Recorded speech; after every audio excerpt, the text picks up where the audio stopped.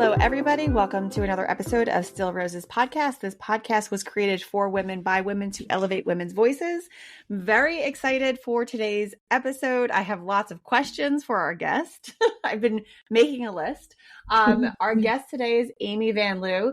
Amy is a certified personal trainer and health coach, specializing in helping women over 50 get fit and healthy. She started out as an engineer project manager and found herself at 50 starting a new career. She's also a breast cancer survivor. So, I mean, welcome to the show. Wow, you've lived like at least 3 or 4 lifetimes, I think, at this point. And now I'm only 61. I still have I know. You still have a lot to go. Like, you've got a lot of life to live here. This is like just take 2 or 3. Like, this is awesome. Exactly. Yeah. Gosh, and when I was 50, I thought that was, oh my God, I'm old. No, do you remember when like you thought like in your 20s that like 30s was like, that's it, it's over? And it's like, no, we're just getting warmed up by the time you're in your 30s. It just gets better and better. Mm-hmm. So, Amy, why don't you share your story with the listeners? It's really an amazing story, and then I'll have some questions for you. You got it. Yeah. So as Jenny said, I did a 180 at 50. I was an engineer. I started at Hewlett Packard, and we made HP printers. I remember the first inkjet printer was the first project that I was working on back in 1987, and I loved it. I grew up at HP. My husband worked at HP. We didn't meet. We met at another job, but he worked there. I'm still the best of friends with my family. They were my family, and I got to travel the world, and I learned so much.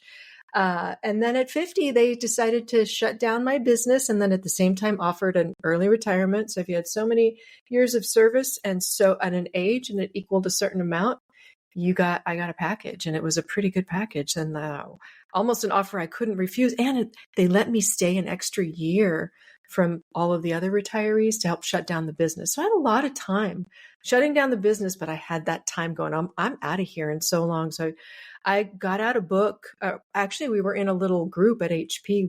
We met once a week in one of the conference rooms and went over the book, Jack Canfield's Success Principles, How to Get from Where You Are to Where You Want to Be. He's the guy that did a bunch of the Chicken Soup for the Soul books.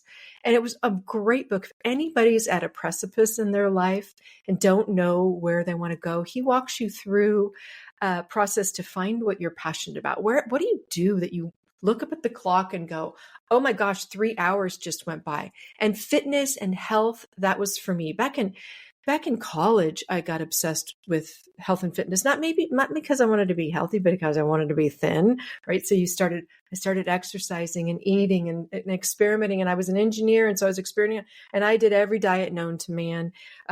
So that was going to be it. I even taught a boot camp at HP during lunch for free. So I just was always very active and very, very into being healthy. So week after I was retired. I went back to school for nutrition. I had already got my personal training and physical exercise group class teaching. Then I started going back to school.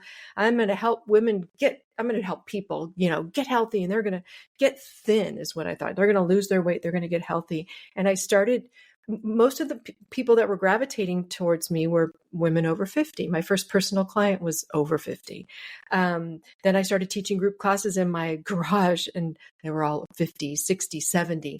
And I was working out hard. I was doing the boot camps that I did in my 30s and 40s at HP. And I started hearing, ouch. And I started learning how to modify. In fact, I was on a walk with my husband, and we were trying to think about, what am I going to call my company? I had Fit-tastic, I had Fitness this, Amy's Fitness that. And I was telling him about some of the diets I was learning about nutrition, the paleo, the keto, the raw, the this and that. And I said, I just want to be healthy enough. And I went, oh my gosh, that's my business. And I want people to exercise enough, and not to be not enough. You don't just do enough. No, it's about doing enough to be able to do what you love to do, to feel good, to stop hurting, to get through the ouches, but not beat yourself up like I had been doing, being obsessive compulsive about food and eating. And so that's how it evolved. In 2014, I had my first personal training client. And then I'm going to just keep rattling on, and then you can ask me questions. So, and then in 2018, I started filming videos for personal training clients because it was expensive to have me one-on-one and or get to my group classes. So I met this gentleman and he helped me film 4 15-minute workout videos, and I loved it. And so then we sort of started kicking around the idea of filming more. So I filmed 48 workout videos in 2 weekends and launched an online membership. Instead of putting them out there for free on YouTube, I launched a paid membership, and that was 2019. And you know what happened in 2020? So everything in my life shifted again because of COVID, but it was for the better. So now I have an online membership. I have hundreds of women on my membership, and I have over 700 workout videos. I have workout plans for hurt shoulders, hurt knees, hurt backs. For this month in August of 2024, we're doing mobility. I have a mobility challenge. So I've got some mobility tests that we do for shoulders and hips and backs and ankles. And that's it. And I'm just loving life. I have the most amazing women in my community, and it gives me a purpose to wake up every morning. And that's it. It seems like I've just boiled it all down, but boy, oh boy, there were twists and turns in my journey that have led me to where I'm at talking to you today. I was gonna say, because I was like eagerly like taking notes while you were chatting, and I know you gave us like the snapshot version, so I'm gonna ask you some questions. So yes, couple things though. Number one, like you can tell that you're meant to be doing what you're doing right now, and it's interesting how you ended up there. So like I always like to reflect on me personally. I reflected over the past couple of years in my journey of like, oh well, what did I originally want to do? Like, what is something that you love to do? Exactly what you just said. What is something that you love to do that you could do it for hours and time just slips by, and then you're like, oh my gosh, like I was supposed to go somewhere. And I had all these like epiphany moments with that. And so I find it interesting that, you were, it was almost like the universe aligned and gave you this opportunity to say like, you know what, we're going to give you this great package here, and you're going to be able to explore this. Because I think a big hurdle too, for a lot of people, even myself included, a hurdle for me many years ago was like finances. I couldn't start something because I was short on time because my kids were all babies, and like you see them walking around behind me, like they're big now. They like to debut themselves. They're big now, but like when they were babies, like there was zero time for anything. So that was always a barrier for me when I was younger. And then finances when I was younger. Yeah. To start something up, like I consistently throughout my life had multiple start stops for businesses. My very, very first business venture was like babysitting, and I had like a whole thing and families and a grid and all this stuff. I had all these tools that I used to use and everything. And then, I had at one point in my life, I was like, well, maybe I'll be an event planner. I like planning events. Like, let me do that. And so I had some family members give me some business, but then that was like, well, that's a lot of weekends and nights. Like that's, then your social life is gone. Like your social life is event planning. I was like, well, I don't really want to do that. But I knew in my gut that at some point, like I would want to go on an entrepreneurial path and that, there would be something there. And my career took off very positively. And I like let all those dreams go to the wayside. And only in the past 2.5 years did it start to bubble back up that I was like, I need to do something else. Like, this isn't it. And it took a lot of soul searching to get to like even podcasting and like finding my groove with podcasting. So, I want to commend you there on that like, I love that you had that moment, the pivotal moment of like, well, what am I going to do now? I have this package, like, and now I could really lean into something that I really like. So that out of the gate is awesome. Yeah, I have to say I'm very blessed because I think in a different situation, like you said, I think the universe set me up for that because my husband had a good job. So I was very lucky. Finances were my biggest concern. I was leaving a nice paycheck. Yeah. And I didn't know, where we were going to be able to pay our bills. And I swear that was the one thing that I was worried about. But God and the universe never... we've never had a problem financially paying our bills, knock on wood, I've been blessed. But I truly believe that it was meant to be, and the obstacles I thought were there never came to fruition. Let's take a quick break.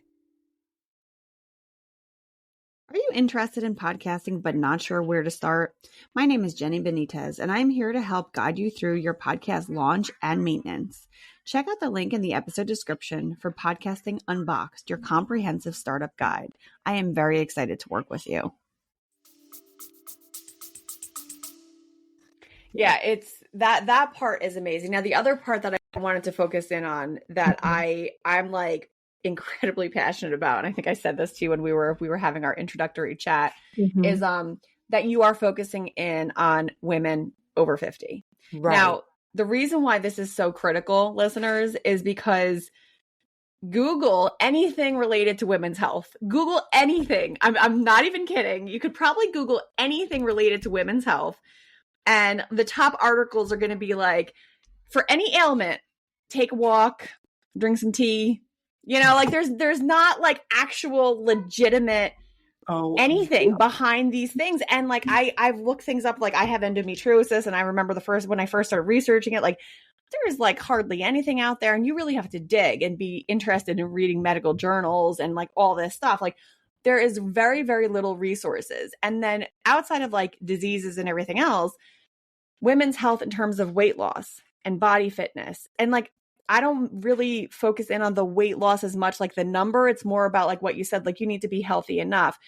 You need to be able to feel good in the morning. Do you feel well enough to get up? Are your joints aching? Are your knees hurting? Like when after I had my twins, I think I was about 33, and I had gained a tremendous amount of weight in my second pregnancy. And I was struggling to lose it, and I just kept gaining more weight. And I got to a point where it was painful in the morning when I had to get up. But I couldn't understand. And like you had said, like I was doing all these ridiculous crash diets. I was like, oh, maybe I'll try keto this week. Oh, that didn't work. I don't know why that didn't work. Let me try paleo this week. Oh, wait, that didn't work. Let me do something else. Like, and then it was just like a snowball thing. So I'm interested to hear. I'm in my 40s. I'm proud of it. I'm excited about it. I saw turning 40 as like a big like moment for me. For somebody at my age, getting healthy and being physically fit, part of the hurdle for me is like, I don't want to spend an hour in the gym.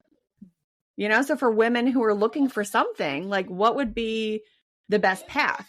Yeah. Oh, you've brought up so many good points. Oh my gosh, I have to sort of unpack them all. Going back to not enough information for women, just wait till you get older. It gets even harder with the menopause. I mean, any studies, I've been looking at all these studies, and I had breast cancer too. So, and I've been down the road of hormone replacement therapy and all of that. But all of the studies, and I just learned recently that the FDA never uses women in any of their testing because we're too, I think you told me that, or I did tell you. Yeah. And that kind of blew me away because we're too hormonal. So we'll mess up their statistics. We'll mess up their statistics. They don't want to use us. And so figuring out, you have to be your own scientist, and you have to be your own advocate, and you have to push really, really hard to get anything done. And it can be so frustrating. And unfortunately, with all of the media and all of our access to everybody, we don't know, and can't trust what we hear. I mean, you hear so many people, oh, you have to exercise, like this, or eat like that. And, if someone asks me what I eat in a day, or how I eat, or how I exercise, I tell you, I'm not going to really tell you. You kind of have to figure it out. You need the basics. There are basic things we as women need. We need to eat enough protein for our body. We need to eat enough produce and the antioxidants to give our bodies the nutrition that we need. And we need carbs. We need all that stuff. And the recipe for that is totally dependent on you and what time you eat. And we do need to do strength training, because as you're 40, we start to lose muscle mass. Yeah. And when we hit 40s, the correlation between estrogen loss and muscle mass and bone health is real. And the building blocks for all of that is strength training, 30 minutes twice a week. That's all you need. You don't have to go crazy. Seriously. I do a strength workout, full body, heavy weights, as heavy as for me, twice.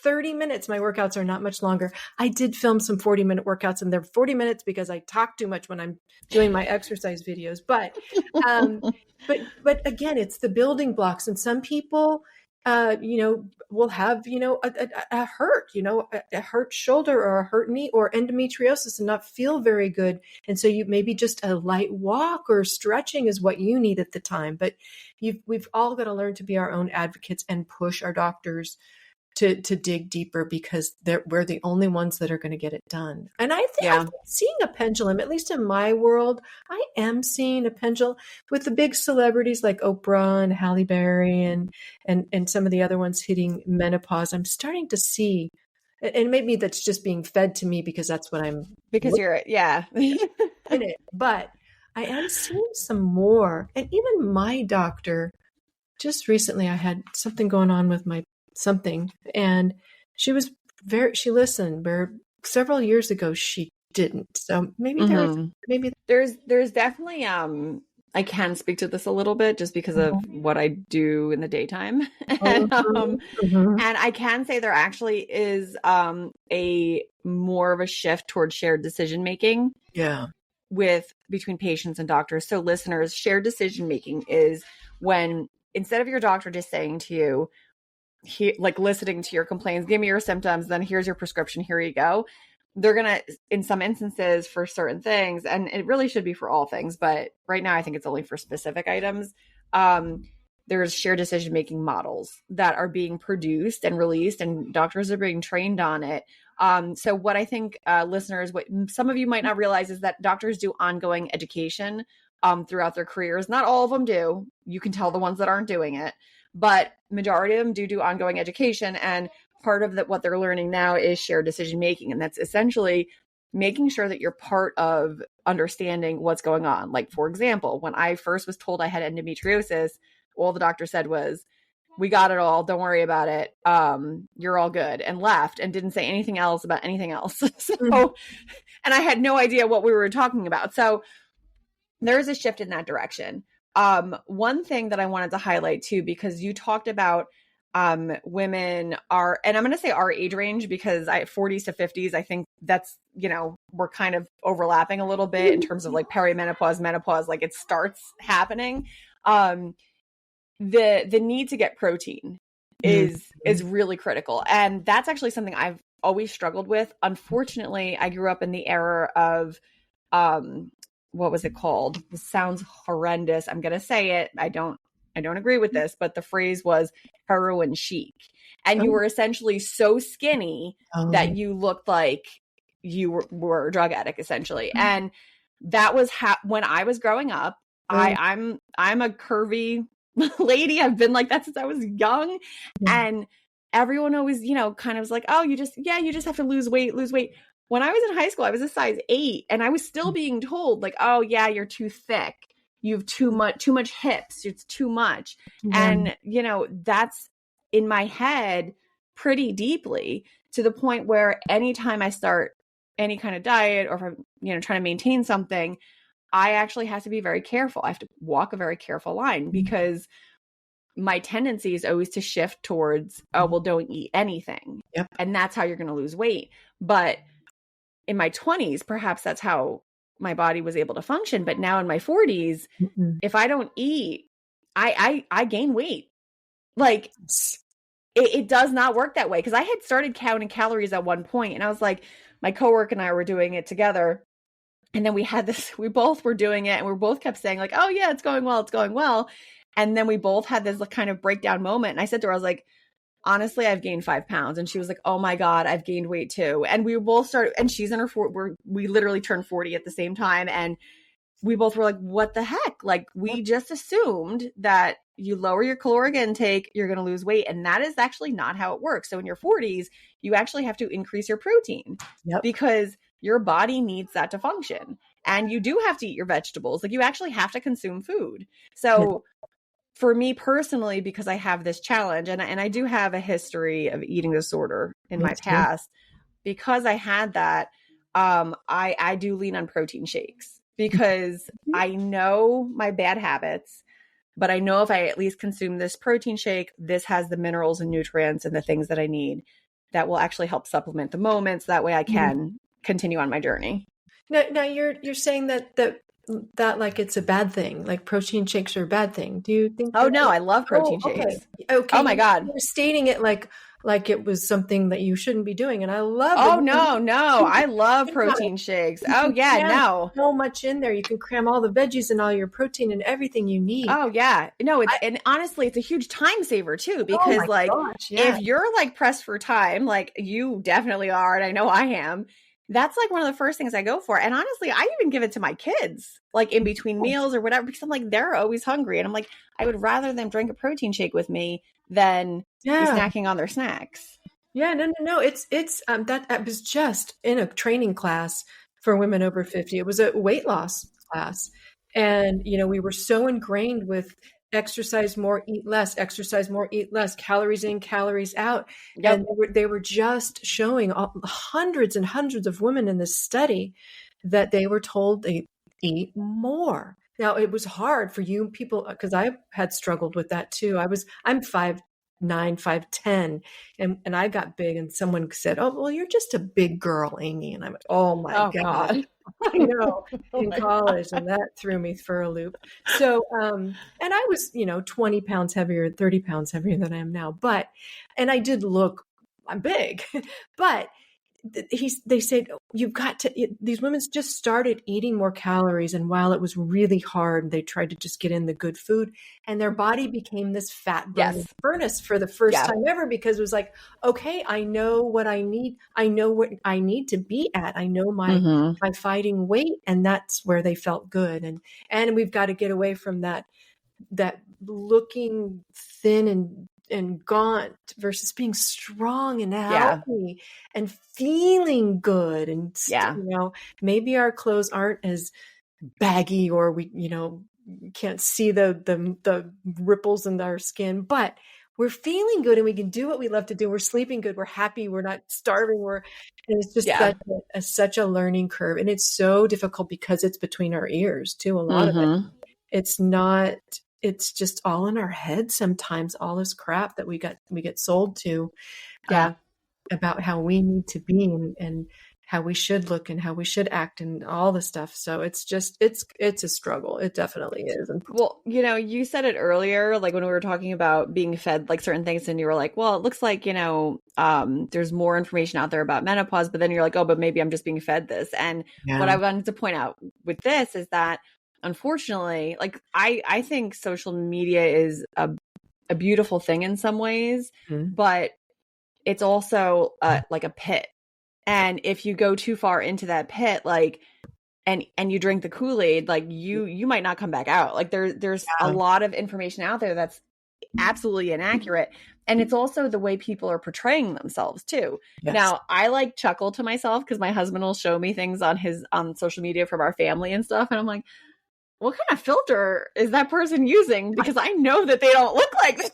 Oh, no. And then my stepdaughter, when she comes to the house, she'll tell me like, oh, like, let's take a picture. And I always tell her, like, give me the one that makes me look like I'm in my 20s still. Like, give me that one. And like, but it's like this stuff like that is putting so much pressure on like real folks.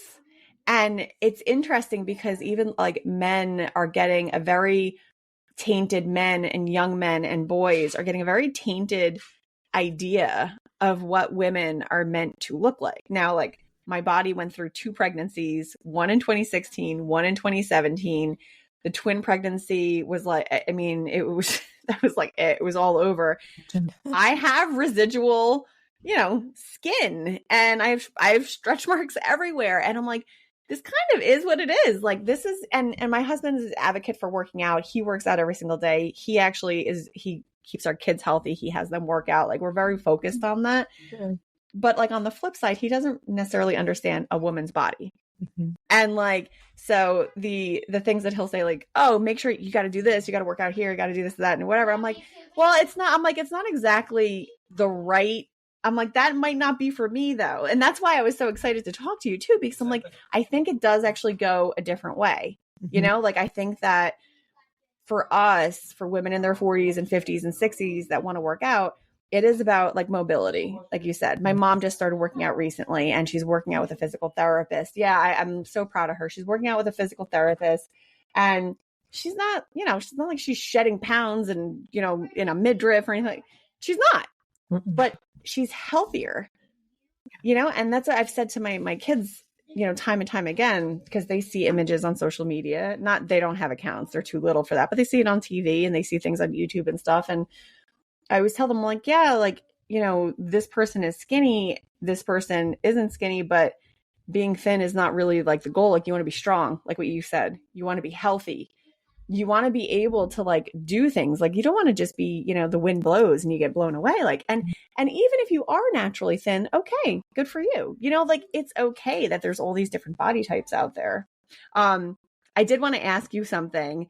Now this is actually a new, since the last time we talked. Okay. When I recently was at a birthday party for one of my kids' friends. Uh-huh. And the talk amongst the moms was intermittent fasting. Oh, okay. And the benefits of it. Yeah. And, you know, one of the moms said, like, we're all in the same age range. And she was like, I was struggling. I couldn't lose any weight. I was trying every single diet out there.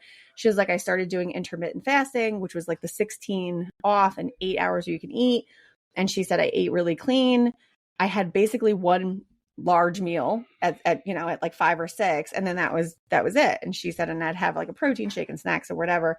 And she said, she was like, you should give it a shot. And so I'm like, I've basically tried everything else. Like, let me see how this is going to work. Mm-hmm. And I'm like, I think I can do this because I usually don't eat until later in the day. And, you know, this kind of makes sense.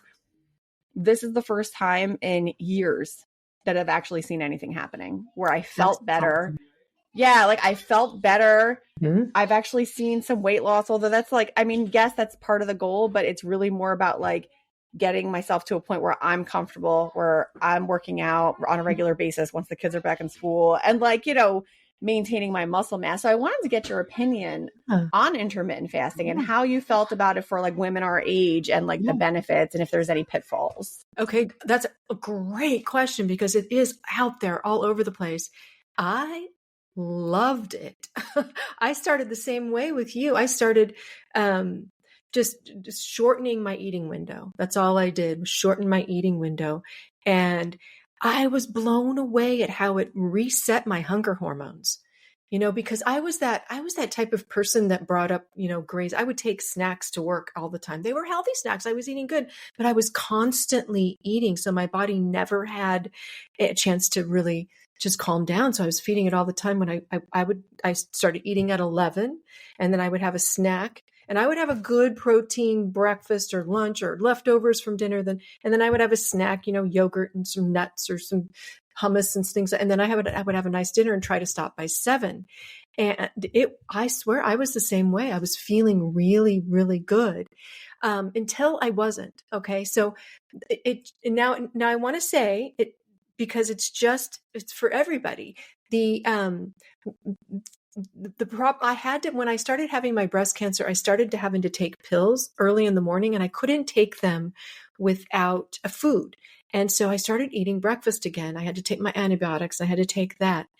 And I just noticed that I started feeling a little bit better. My workouts, I work out in the morning. My workouts were getting a little bit better.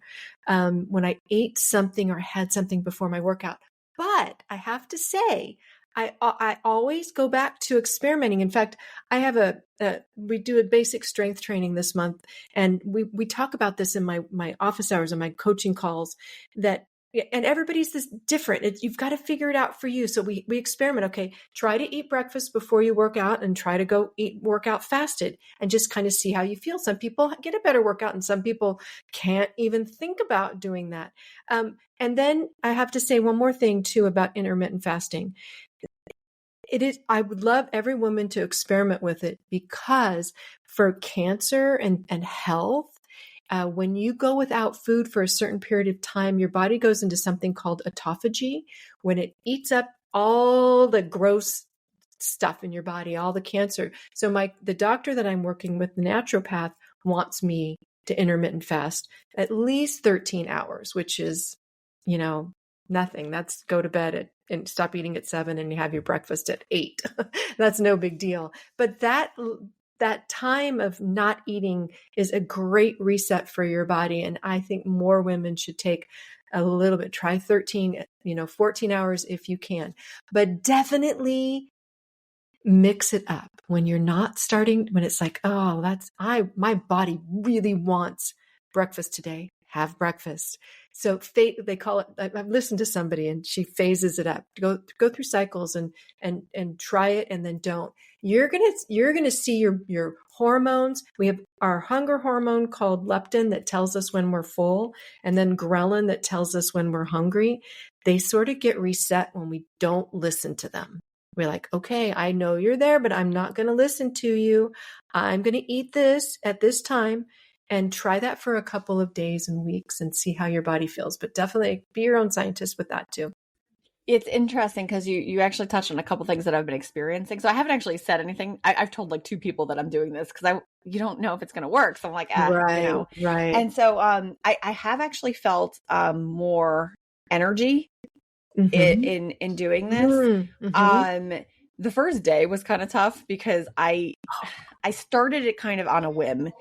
The day before, I was like, I had heard about it at the function that I was at with my kid, but I was there late, so I didn't stop eating until like 11:30, and so the next day I couldn't eat until like 4:30 or 5:00, and I was like going insane. So I already knew at that point, I was like, all right, I'm gonna have to shift the next fast, make sure that it starts at like 8 so that it makes more sense. So that was one thing. I've been like kind of messing with the times. So it was the energy level. And then I have noticed too, the first week, as soon as I was able to eat, I was like, and I was like trying to get all the things. And I was like, let me have food like as fast as I can. But now I'm in my 3rd week now. And, when I get to that point where I'm going to eat, I have much more control over it. Good.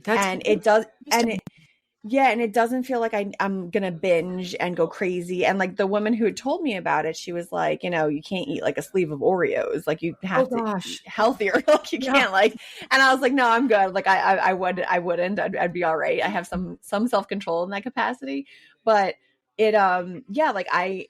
in some instances, like I'll drink a protein shake first. Like that's the first thing that I do, because I noticed if I go for like a sandwich or something heavy or what have you, I can only eat a couple of bites before I'm like, oof, all right, I need a minute. Yeah. And then it takes me a little bit longer to have to go back to it. I also noticed during the time that I'm meant to be eating, I'm also drinking a lot of water at the same time. And, that wasn't happening as much before. So I've noticed that. And let me think, what else have I noticed? It's overall like been a much more pleasant experience than I had anticipated. I did encounter one person, one of the medical folks that I work with, that said to me, she was like, let me know if you want me to try to talk you out of it. And I'm always interested in hearing other people's opinions. And she's a medical person. So I'm going to tap her and ask her like, what are your thoughts here? But yeah, thus far it's been very positive. And it feels like a sustainable thing. And I actually want to ask you, because I haven't done the research, like the legwork on like longevity of this. And if you happen to know this, is it meant to be like you stick with it for months, years, like, or can you go on and off of it? Like, what's your experience with that? To be honest, I think it's a good thing to phase it up, because our bodies are so amazing. Our bodies get used to things. And I think it's important that, especially if you're going through something like a high stress, one of the things that there's a couple things I want to caution on even trying shortening your eating window. One is if you've had a history of eating disorders and then you're telling yourself, I can't eat again, it could be triggering. So you've got to be really careful, because depriving yourself of food could set off some of those bells and whistles that got you in that place in the first place. The other thing too is it's so important to make while you are eating. You got to get that protein and you got to get all the nutrients in. It can't be Oreos or French fries or something like that. And now I lost my train of thought of the third one. I think like how long how long you can do it for. Mixing it up, and if you are going to start doing some heavy strength training, if you do that 2 days a week, sometimes, I remember what it was. So for me, as women get older, for me, your hormones go out of whack, and cortisol, which is your stress hormone, is tied to estrogen, and you can get a rise in cortisol more easily when you get less estrogen. So, and not eating is stressful on your body. I did a cortisol test when I was doing intermittent fasting, and my morning cortisol was through the roof. It came back. It came back at like 11 when I started eating. Your cortisol needs to be high in the morning to get you awake, and then it should kind of roll down. And mine was like, woof, way, way, way, way high. And then it came down as soon as I started to eat. So I started changing that just for that stress, because it was impacting my sleep. Too much cortisol, it just got out of whack. So if you're experiencing anything of times of high stress, you don't want to pack stress upon stress upon stress. If you're training for a huge event, like you're training for a marathon or a triathlon or a big hike, you've got to fuel your body. Yeah. You've got to, so it's just what phase are you in? It's I love it as a tool. I love it as a tool to reset my body, get reset with how I'm eating, get the hunger hormones reset, put some boundaries on food. Yeah. Sometimes when we open up the floodgates, and it just gives us these boundaries that sometimes helps a bit, get us back on track. But again, listen to your body. You've got to be careful. It isn't easy at first. So again, you've got to go, okay, this is a little bit difficult. So give it a couple of days. Don't go off the wheel. And then one other thing I'm going to say too, is that when you hit 50, and 60, a lot of people have to do a colonoscopy or some sort of procedure. And when you get your body used to being off of food, because you have to go off of food for a whole day when you do something like that, it makes it so much easier. Yeah. We're okay then. I'll be ready when that time comes. I'll be adequately prepared. Yeah. You know what? The other thing I noticed too, which has been interesting to observe, is depending on what I eat when my fast ends, my body is reacting like differently to certain things. So I've been vegetarian and kind of gluten-free for a really long time. And I don't claim to be gluten-free at all. I eat like gluten, but in some instances, like I will lean more on like cauliflower based products. Like and then occasionally I would pepper in like regular stuff. But like the bread that I buy is all very like, it's like 2 or 3 ingredients. Like I try to eat as clean as possible. I noticed that with the intermittent fasting, like if I ate, the one day I made pasta salad, it was regular pasta, and I threw like loads of vegetables in it. So I was like, this should be fine. The food coma I was in after that pasta salad was wild. I like logged back into work, and I'm like sitting there, and I work from home, so I'm like eating my food on the side. Then I was like, I know. Oh my God. I was like, I need to drink some water or something. I need to flush this out of my system. It was like a shock. Yeah, that's the thing. My husband does intermittent fasting, and sometimes he's like, I don't want to eat my lunch or my breakfast, because as soon as I eat, I'm going to be so tired. Sleep. Because you get this loads of energy sometimes. Sometimes a lot of people get a lot more energy when you're not eating. And then you eat and you're like, oh my God, I have to go take a nap. Yes. And so I have to be very careful of like what I choose. I select the first foods to be. So today I very mindfully was like, I had olives. I like to do like little Mediterranean like snack plates for myself. And I was like olives, hummus, like some pita cracker, like, and tried to go lighter and healthier, and then like kind of maintain that through the day. But But yeah, it's been interesting. This is the one area where I'm thinking about recommending to people, and I think that it's a good thing for people to try. Yeah. I've spoken about on other episodes, like these fads that happen right now, and I unfortunately I think a lot of women are jumping on the Ozempic train and doing things of that nature to, induce massive amounts of weight loss. And I want to repeat it here because I did a whole episode on it in January. The things that like women will do and people will do to lose weight is astounding, and you don't even really understand what the long-term side effects are. And for something like that, and I want to say it here for anyone who's listening, yes, like there will be weight loss effects, but you don't know what the long-term side effects are for taking a medication that's indicated for somebody who has diabetes. Yeah, like you really, it will affect your body, and depending on how often you take it, if you're abusing it, even if you're using it properly, if you're taking it for a long time, like you're going to see results, sure, but like at what cost down the line? Yeah, and I'm with you. I'm on the fence, just because I do see some of the potential benefits of people that, from what I've heard, it quiets that food noise. Yes. And for some people, they cannot shut that off. And I've heard of, microdosing, maybe some small amounts, as long as you're doing it with a supervised professional and working on maintaining your muscle mass. Because when you lose weight, you're losing fat and muscle. And you can't lose muscle. You got to build that up in the bank, because it is harder than to keep it as you get older. And you don't want to be that frail old woman, skinny. You visualize that skinny old frail woman hunched over. She can hardly walk. She's got the cane. She can't get out of her wheelchair. You don't want to be that skinny frail woman. You want to be that strong. Maybe you got a little bit more poundage, but I do see some potential for people that, just can't quiet that food noise, which might be the benefit.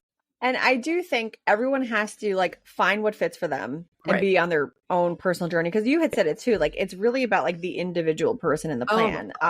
Even in terms of like, I'm talking about intermittent fasting here. Yeah. I think it's wonderful, but it might not work for everybody. Like this might not be the thing for other people. I told my coworker that I was doing it, and she was like, I do not think I could do that. Like sit that long without eating food. That's okay. And if you, like you said, if you are doing something where you're taking medication to help maintain your weight or to lose weight, make sure you're doing it with a medical doctor. Make sure you're having regular blood work done. Make sure that, you're doing it in a healthy way where you're actually still consuming the calories you're meant to consume, or the vitamins and nutrients, because that's the other thing too, that I think gets lost. And I also never really thought about it before, but the nutrients that our body is essentially a soft tissue machine, and we really need to give it certain vitamins and minerals. And you're going to find that in like your deep leafy greens, in your vegetables. What do they say? It's like the rainbow diet is like the best kind of thing that you can have. And it's crucial because here, like in the United States, our diet is overloaded with carbohydrates, high fructose corn syrup, like you name it, every single thing you're not supposed to be eating is in our daily food. Yes. And it shows. You look at pictures now of people at Disneyland now versus, when I was a little kid, it's very, very different. Or you go to Europe and you see a big difference. Yes. It's like all you have to do, if you look somewhere else outside of the US, it's like, you're going to get this shock to your system. Because even our portions, I purposefully buy plates. I use paper plates. Don't anyone kill me for that, but it's for my sanity. I have to do it. I can't wash dishes all day. I buy paper plates, but I make it a point to buy the 8-inch ones and not the 10 or 12-inch ones, because you don't really need all that. And when I first started doing that, and I was trying to fit the portion that I was used to fitting on the 8-inch plate, I was like, oh, this is ridiculous. And I was like knocking food off. And now I make it a point to like buy smaller plates. And it's such a silly mind trick, but it is something that you could do. It would work if you do have sensitivities to, eating disorders. If you are struggling with that sense, like if you buy the smaller plate, or maybe the bigger plate makes you more comfortable and you can put small portions on it, like that actually does help in some senses. And it does make you feel like, oh, I'm eating, I'm eating what I need to be eating here. But the diet and having a balanced diet, I never learned that growing up. And I feel like a little silly talking about that, but like, I know. I was pretty lucky. My mom was really good. I remember, I would go to school. My mom, but it was like a big glass of orange juice and oatmeal. But at the Yeah. time, that's what we thought was healthy, and it's like, and some toast with that. Not a protein to be Yeah. found, and Yes. loaded with No. carbs and sugars, and so.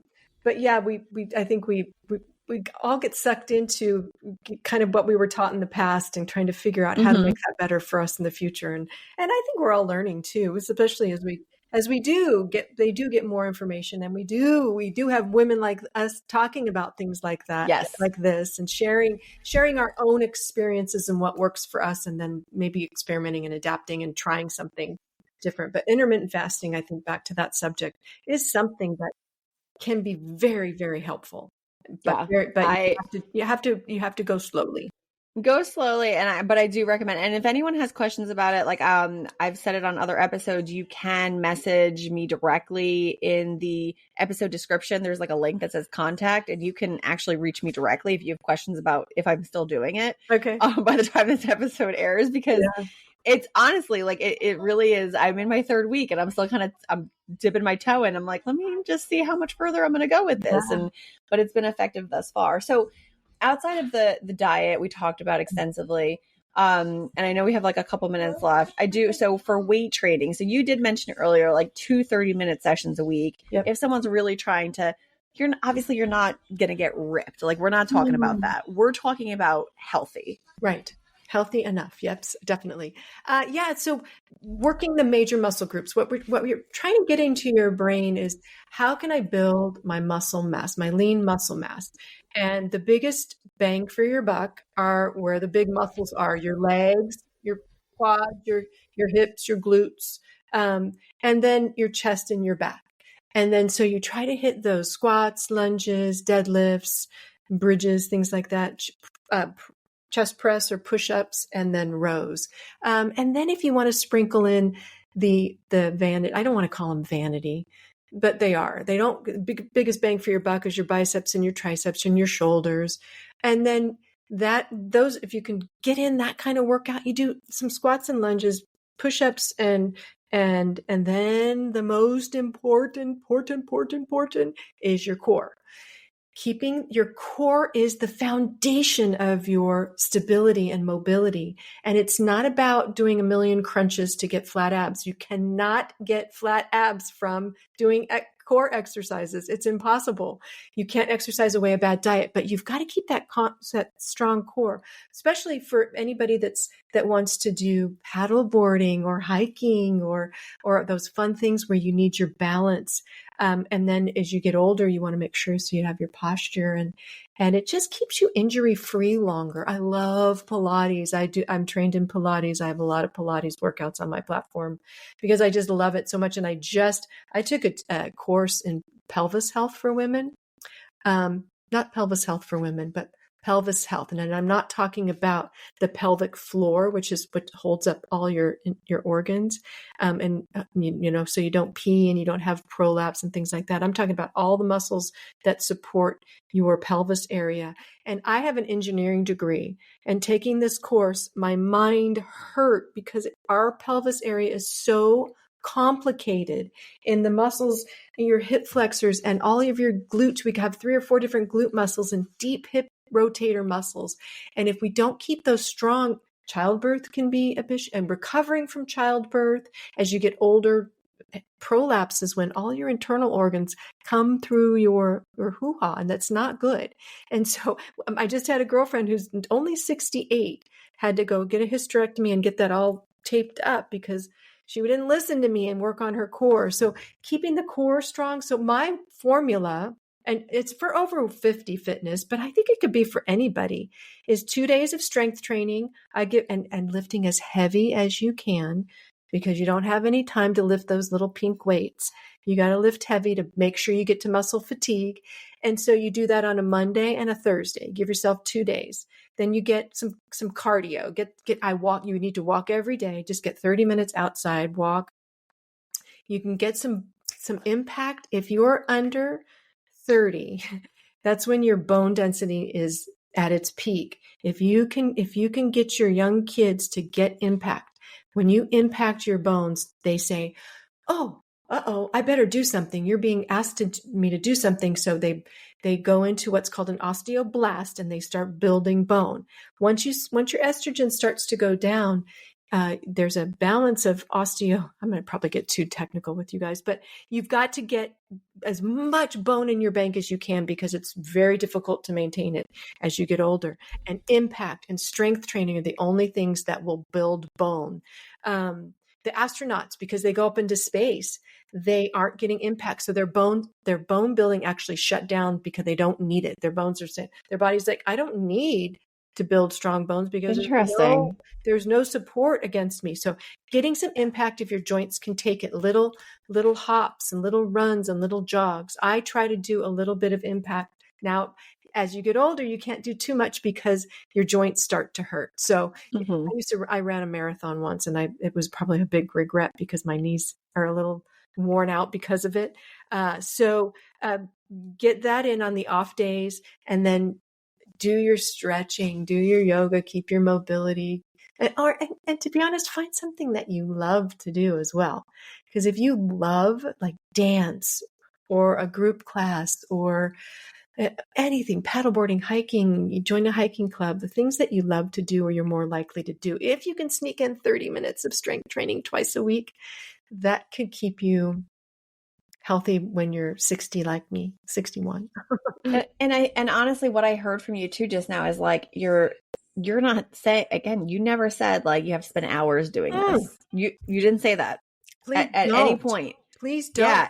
And it's really more a matter of like cortisol thing I'm talking about. Yes. Yeah. So it's more a matter of like, if you can pick like, check out Amy's website. Like she has great workouts on there. Like I've already made a note to myself, like, Jenny, get on this. Like, what are you doing? Yeah. Like there are things you can do that doesn't mean like you don't have to be at the gym. You can do it at home. Yeah.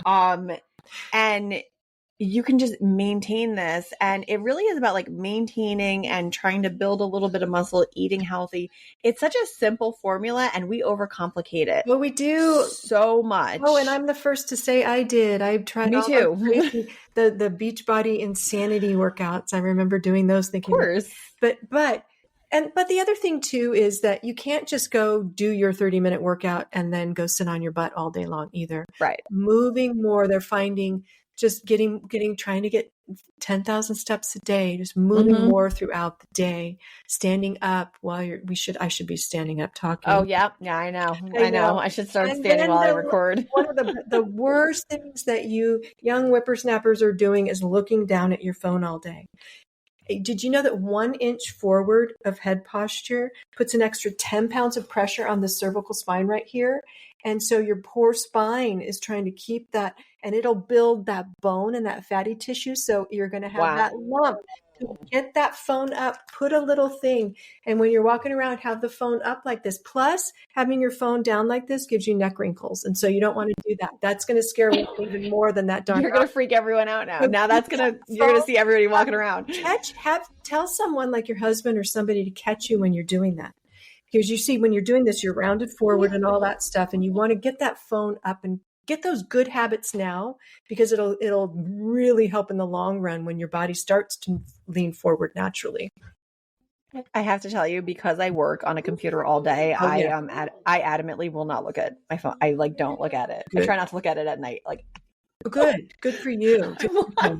I even go old school and read paper books. I know that's not nobody does that anymore. Yeah. No. This has been such a great, insightful conversation. There's so much in here. There's so much information. I want to encourage all the listeners to reach out to Amy via social media. I'm going to include all of her links in the podcast description, so you can take a look at her website. I want everyone to have access to your workout videos, so let's make sure that we link that. Your platform, and if you're still using your platform. Free ones on YouTube too. So I have YouTube Be Help. We're going to link everything in the description for you guys. And really, we want you to encourage you to just maintain a well-balanced health. Yes. Let's try not to do the fads. Let's not lean in any direction, and just, every day get that 30 minutes in. Something. Yep. Yep, Yeah. yep. And reach out to me too if you're going through a change in your life, like a precipice of where you might be looking at a new job. I love to talk to people about, what can you do? I've been through it, so I could help. But also, if you're ever going through something, make sure you ask for help. No matter what, ask for help. Get help from a therapist or a family friend, or someone you can trust and talk to, because it's challenging, very, very challenging, making changes in our lives. And I think that's like a big pitfall for women as well. We don't ask for help, and we really need to start raising We're our hands super more. Women, we can You do it should all. You should hear me. I think on almost every episode, I'm like, you can reach out to me. I'm here for you guys, because I'm like, we need to just start really supporting each other more and being there for each other. I met with someone this morning, a young lady who's going to come onto the podcast. She'll be my youngest guest ever. She's only 19. And I said to her, like, out of the gate, I was like, look, I just want to put it out there. Should you need a mentor, I'm be happy to do it. And like, she was like stunned, because she was like, very surprised. I'm like, we need to be doing this more for each other. And even like what Amy just said, like, if you find yourself at a precipice where you're like, I'm at this crossroads and I'm not really sure about this career change or whatever, like, Amy's gone through it. Like, you can reach out for that. You can look at her physical fitness platform. Like, there's so much more here that you can take away from the conversation. So Amy, thank you so much for coming on the show. I greatly appreciate you being on. This has been like so informative, and I appreciate it. I appreciated picking your brain as well. Anytime. You can reach out to me anytime, Jenny. Awesome. Well, thank you all for listening, and we'll see you on the next one.